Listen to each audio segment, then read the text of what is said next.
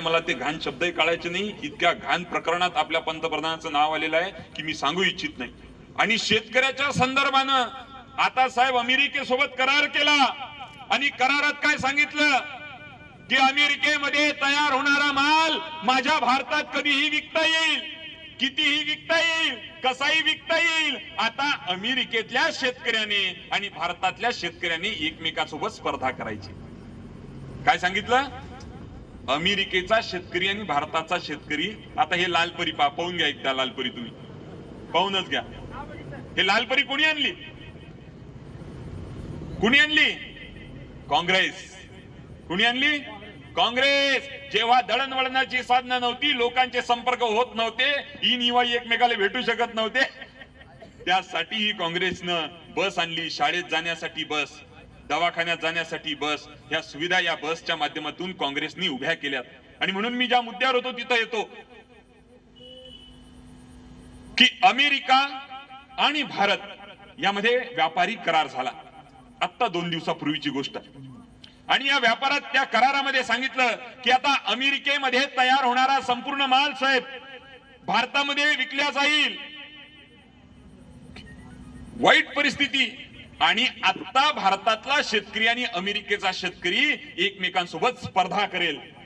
आता स्पर्धेचं उदाहरण शाहू राजांपेक्षा चांगलं कुणीच दिलेलं नाही. एखाद्या व्यक्तीची उंची माझ्या एवढी असेल आणि एखादा लहान असेल तर मलाही तेवढा स्टूल द्यायचा आणि त्यालाही तेवढा स्टूल द्यायचा जमणार नाही. मला स्टूल देण्याची गरज नाही, त्याच्या पायाखाली कुठेतरी स्टूल दिला पाहिजे. हे शाहू राजांनी तेव्हा उदाहरण दिलं. अमेरिकेमधल्या शेतकऱ्यासोबत आपल्या शेतकऱ्याची स्पर्धा कशी होऊ शकत नाही याचं उदाहरण देतो. त्यांना विमा तत्काळ मिळतो, त्यांच्या विम्याला सुद्धा संरक्षण आहे, त्यांच्या लोनला सुद्धा संरक्षण आहे. लोन इन्शुरन्स आहे साहेब त्यांच्याकडे. लोनला इन्शुरन्स क्रमांक 1. दुसरं, त्यांच्या पिकाला इन्शुरन्स. क्रमांक 3, त्यांची शेती अवजारा साहित्य असेल त्यांचा इन्शुरन्स. क्रमांक 4, त्यांना जी अनुदानं मिळतात ती अनुदानं सगळ्यात मोठी आहे. भारतात अनुदान कुठं मिळतं, काय मिळतं, कसं मिळतं, कुठं मिळतं, कोण गिळतं, हा पण मोठा प्रश्न आहे. कोण गिळतं ते अनुदान? आणि मग अमेरिकेतल्या शेतकऱ्यांना मिळणारं अनुदान हे मोठ्या प्रमाणात. त्यांची 1 एकर शेती नांगरणे, तयार करणे, पेरणे 1 तासाचं काम आहे. किती? 1 तासाचं काम. एक शेतकरी तिथं 2-2 हजार एकर जमीन करतो. किती? 2,000 एकर जमीन.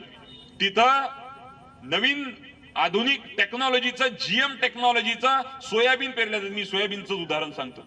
सोयाबीन पेरल्या जातं. तिथं एकरी 30 क्विंटल, 25 ते 30 क्विंटल प्रति एकर त्यांना उत्पन्न होतं.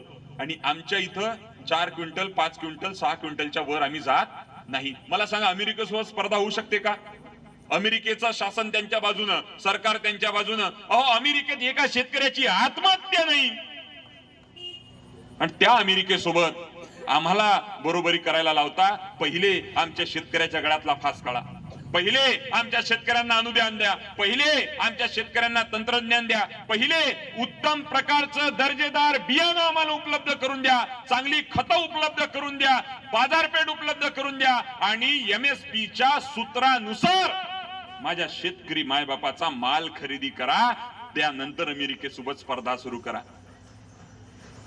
अमेरिकेसोबत स्पर्धा करणारा पंतप्रधान नाचतो आपला हा दाढीवाला बाबा. मैं ब्रह्मचारी हूं. अरे अरे अरे, कायचा ब्रह्मचारी तू? किती खोटं बोलावं माणसाने. सातत्याने खोटं बोलणारा माणूस. आणि शेतकऱ्यांच्या गळ्यात आता या नवीन हा जो करार आहे, या करारामुळे आपल्या सगळ्यांच्या गळ्यात गळफास लागणार आहे. राजू शेट्टी साहेब काल बोलत होते, आम्ही एका सभेला सोबत होतो. साहेब सांगत होते की दूध उत्पादन करणाऱ्या दूध उत्पादकांचा भाव पडणार आहे, दुधाचा भाव पडणार आहे, गव्हाचा भाव पडणार आहे, मक्याचा भाव पडणार आहे, कापसाचा भाव पडणार आहे, सोयाबीनचा भाव पडणार आहे, साखरीचा भाव पडणार आहे.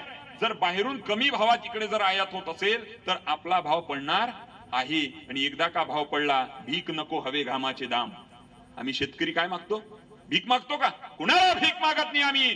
भीक नको हवे घामाचे दाम. घामाचा दाम मागणाऱ्या शेतकऱ्याच्या गळ्यात अमेरिकेचा गळफास जर तुम्ही टाकत असाल तर एवढा नालायक पंतप्रधान. नालायक या शब्दाचा अर्थ सांगून देतो. नालायक म्हणजे लायकी नसणारा, शिक्षण नाही, खरं बोलत नाही, धोरण नाही, निर्णय घेत नाही, सातत्यानं खोटा बोलतो माणूस. किती खोटा बोलतो? लग्न केलं नाही म्हणते, लग्न होईल, 9वी पास नाही, ग्रॅज्युएशनची डिग्री दाखवते. सातत्यानं खोटं, सातत्यानं. मेरे उनके साथ बड़े नजदीक के संबंध रहे हैं. तो तर कधी कधी बसवांना संग संबंध काढते. तुकाराम महाराजांनी एकाच थालीत जेवतो का असे सांगायचं. म्हणजे वरून तुकाराम महाराजांचा पगडा घालायचा, गळ्यात टाळ घालायचा, विना हातामध्ये घ्यायचा आणि त्या वारकऱ्यांवरती वार करायचा. देवेंद्र फडणवीस नाही, देवेंद्र फडणवीस नावाचा माणूस महाराष्ट्राला फसवतोय, सातत्यानं फसवतोय. मी त्यांच्याच विदर्भातलाय, त्याच विदर्भातलाय. त्या देवेंद्र फडणवीसांनी आम्हाला जसं नासवलं तसं तुम्हाला शाहूराजांनी वाचवलं. ते वाचवलेली जबाबदारी तुमच्या हातात आहे.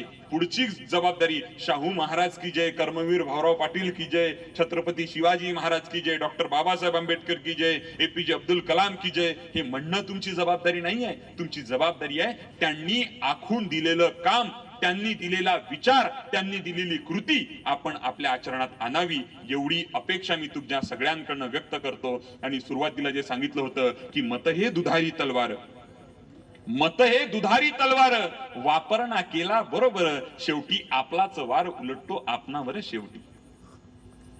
तुम्हाला तुमच्या मताचा अधिकार दुधारी तलवारी सारखा आहे. तुम्ही तो कसा वापर करता यावरती लोकशाही टिकून राहणार आहे. आता कसे घर फोडणं चालले, पूर्वी इतकं वाईट राजकारण होतं का साहेब? गुन्ह्या गोविंदानं खेळायचे. अरे एखाद्या व्यक्तीच्या घरात जर मरण झालं, अजितदादा गेले आणि अजितदादा गेल्याबरोबर अख्खं राजकारण सुरू केलं. तिसरा दिवस होऊ दिला नाही, घर फोडणे. पहिले शिवसेना फोडली, आता शिंदे साहेबांना समजून राहिलं की काय होऊन राहिलं. अरे एक नाता जरा भान ठेवा, अरे एक नाता जरा भान ठेवा, दिल्या भाकरीची तरी जाण ठेवा. भाकरीची जाण ठेवली नाही. आता एकनाथरावांना समजून राहिलं की काय होणार आहे. अजितदादाचा त्यांनी करेक्ट कार्यक्रम केला की नाही हे तुम्हाला माहिती आहे, मला वेगळं सांगायची गरज नाही. आणि त्या अजितदादांना जाऊन 2 दिवस होत नाही तर राजकारण फिरवल्या गेलं. पवार साहेबांना माहिती नाही, राजकारणातला एवढा मोठा माणूस. राजकारण दिशा बदलतय. जात पात धर्म भेद फोडा आणि राज्य करा, इंग्रजांची नीती इथं वापरल्या जात आहे. आणि म्हणून मी तुम्हा सगळ्यांना विनंती करेल की मी आतापर्यंत जे बोललो ते माझं जबाबदारी होती. कारण शायर हूं मैं, फर्ज है मेरा आईना दिखाना. शायर हूं मैं, फर्ज है मेरा आईना दिखाना. मैं बैठकर लाशों पर गजल कह नहीं सकता. मेरी इस जुर्म की चाहे जो सजा दो मुझे, मैं जुल्म पर कभी खामोश रह नहीं सकता.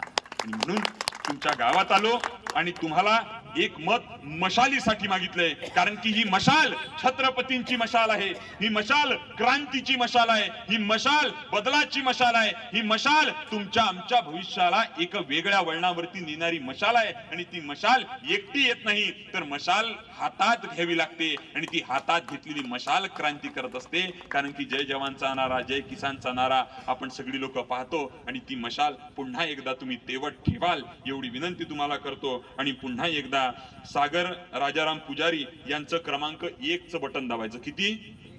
क्रमांक 1चं बटन. पांढऱ्या गेल्याबरोबर एक बॅलेट युनिट दिसेल तुम्हाला, गेल्याबरोबर